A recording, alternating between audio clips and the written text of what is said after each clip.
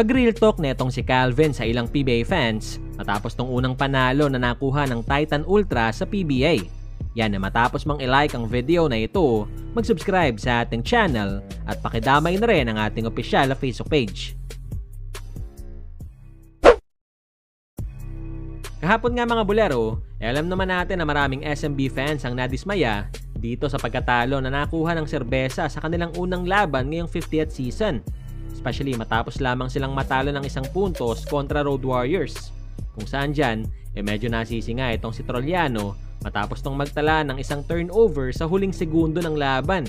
Dapat di na ito nangyari, lalong di ako makatulog dito eh. Well, bilis na pangyayari eh. So, that's on me, my mistake. Hindi ko lang masyadong calculate yung oras.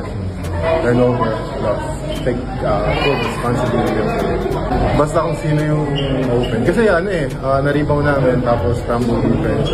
Yun lang, wala pwede. Mga specific kung sino yung sino yung open. Pero open ka na. Kaya nga eh. Yun nga eh. Hindi ko tinira eh. Bawi na lang next time. Mistake na. Matututo naman ako. Bawi next time. Samantala sa kabilang banda, sa ikalawang laban naman mga bulero, nagawa ng Titan Ultra na manalo sa kanilang first ever PBA game kontra Meralco. At pawang yan, dahil dito sa malaking tulong ni Calvin matapos siyang kumana ng 41 points at 12 rebounds. Unexpected rin, nandito ako ngayon eh. And tagal ko rin hindi napunta dito. So, and yun nga, bagong team, yung expectation ng tao sa amin, fans, yung mga teams. Siyempre, yung nga sabi ni coach na alam namin mandaming champion team dyan sa PBA. And bago lang itong Titan. First win. Ngayon, and lahat kami excited eh. Excited kami maglaro ng first game. And yun nga, nabigay nga namin itong laro na to at nabibuhos namin yung depensa namin. Yung depensa namin, binigay lang yan nung nakaka-stop kami.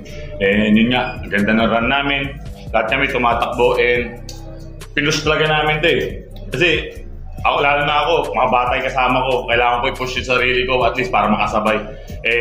Yung sabay ko pala, mas na-effort ko pa pala yung energy ko against sa kanila. Kaya siguro yung 41 points na yun, hindi dahil sa kanila, hindi ko makukuha.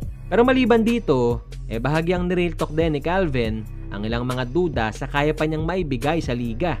Sabi ko nga, ako yung taong hindi mo makikita ng kainahan eh. Makikita mo lang ako ng kainahan pag family mo na yung family ko na yung na-agrabyado. Pero this team, di mo makikita ng kainahan.